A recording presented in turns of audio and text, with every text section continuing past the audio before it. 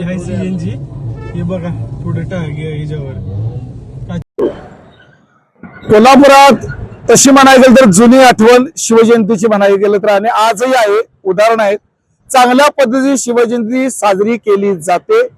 आज आमच्यात एकच मोठं कोल्हापुराला उदाहरण घ्यायला गेलं तर शिवाजी तोरमंडळ शिवाजीपेठी जर शिवजयंती बघायला जर गेलं तर दिमाखात शिवजयंती साजरी केली जाते.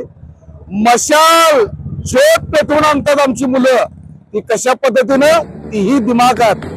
आणि काही ठिकाणी जी हुल्लडबाजी बघायला मिळाली ना, म्हणजे ज्योत आणायला जायचं का हुल्लडबाजी करायची. म्हणजे ज्योत एका हातात, झेंडा एका हातात भगवा आणि गाड्या रेसलिंग करायच्या आणि असल्या घाणेरड्या आणि गलिच्छ पद्धतीनं ती शिवजयंतीला एक गालबोट लावण्याचं काम काही तरुणाई करतात. किल्ल्यावर ज्योत पेटवायला जातो आपण, ज्योत घेऊन येतो म्हणजे ती ऊर्जा घेऊन येतो आपण बांधवांनो. ती ऊर्जा आपण एकमेकाला दिली जाते, देवाणघेवाण केली जाते आणि शिवमय शिवविचार संपूर्ण महाराष्ट्र नव्हे जगभर पोचला जातो. हा खऱ्या अर्थ शिवजयंतीचा सोहळा होतो ना. रेसलिंग करून शिवजयंती साजरी होत नाही. गाड्या एकमेकाला सायलेन्सरला लावून पोंगळ्या करून शिवजयंती साजरी केली जात नाही. ती शिवजयंती नाही, ती शिवप्रेमींची शिवजयंती नाही. हे कोणीतरी हुल्लडबाज आहेत, ते शिवप्रेमी असू शकत नाही. आणि ज्यांच्या हातात भगवा ध्वज होते त्यांनी भगवा ध्वज घेण्याच्या लायकीचे नाही.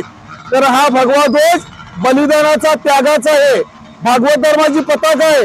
स्वराज्याच्या छत्रपती शिवरायांनी हिंदवी स्वराज्य निर्माण केलं, ती पताका आहे आणि ती कुणालाही घेण्याचा अधिकार नाही. लक्षात घ्या, माकडाच्या हातात काकडाला म्हणून त्याला वाकडा व्हायचं नसतं, हे डोक्यात घेतलं पाहिजे. अहो कशा पण शिवजयंती आपण साजरी करतो, अशा कोणी जर घाणेरडेपणा, हुल्लडबाजी जर करत असतील, शासनानं वेळी त्वरित जागावं आणि ह्या लोकांवर आळा बसावा. अशा पद्धतीनं त्यांच्यावर शासन करावं आणि या सगळ्या गोष्टीचा मी निषेध करतो शाहीर दिलीप सावंत म्हणून.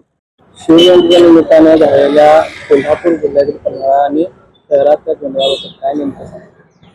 खरं तर हे हुल्लडबाजीचे प्रकार जे होते काल शिवजयंतीच्या निमित्तानं जे पाहायला मिळाले, ही शिवशाहीतली पद्धत नाही तर ही मोगलाईतली पद्धत आहे. मोगलांची ज्यावेळेला स्वारी व्हायची त्यावेळेला अशा पद्धतीने आक्रमण व्हायची, लोकांची गोडी चोरून नेली जायची, जनावर चोरून नेली जायची, त्यांच्या पिकांचं नासधूस केलं जायचं, घरातली पिकं, घरातलं धान्य उचलून नेली जायची, चोऱ्या व्हायच्या, मंदिरं फोडली जायची. ही मोगलाईतली पद्धत होती. ही काल जी पोरं होती तिने शिवाजी महाराजांचं नाव जरी घेतलेलं असलं, हातात भगवा झेंडा जरी घेतलेला असला तरी सुद्धा हे डुप्लिकेट लोक होते, हे ओरिजिनल शिवभक्त नाहीत. शिवभक्त असते तर छत्रपती शिवरायांनी मांडलेला जो समतेचा विचार होता, शांततेचा विचार होता, तिथल्या रयतेच्या भाजीच्या देठाला हात लावू नका असं सांगितलं जायचं, तर तो विचार या पोरांनी अंमलात आणला होता. हे सगळे प्रकार घडण्यामागे दुसरी बाजू पण आपण बघितली पाहिजे की एवढ्या खालच्या थराला हे चालल्यात का आणि कुठले पोर आहेत. ही लहान पोर आहेत, म्हणजे अगदी आता निशा फुटायला नाहीत अशी पोर आहेत. तर या पोरांच्या पाशी व्यसनाचा प्रकार, व्यसनाचं साहित्य मोठ्या प्रमाणात उपलब्ध व्हायला लागले.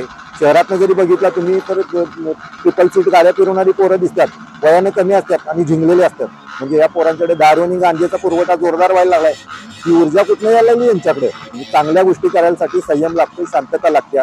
त्यामुळे कोल्हापुरात हे जे प्रकार व्हायला लागलेले, या प्रकाराला तिथली गांजाची आणि दारूची जी बेछूटपणे मुक्तपणे इथला जो त्याची विक्री चालू आहे, हे प्रकार देखील त्याला तेवढेच कारणीभूत आहेत. आणि हे प्रकार फक्त शिवजयंती पुरतं थांबणार नाही, तर या पोरांना लागलेली सवय आहे. हे काल फक्त तिथं झलक दिसली. ही पोरं आपापल्या भागामध्ये जाऊन अशा पद्धतीचं दहशतीचं वातावरण तयार करतील. त्यामुळे पोलिसांनी या पोरांची योग्य प्रकारे त्यांची साल्ट काढून किंवा त्यांना कशी समज द्यायची ती समज द्यावी आणि मूळ मुद्द्यापर्यंत त्यांच्यापर्यंत गांजा जो पुरवला जातोय, नशेचे पदार्थ जे दिले जातात ते थांबवले पाहिजेत.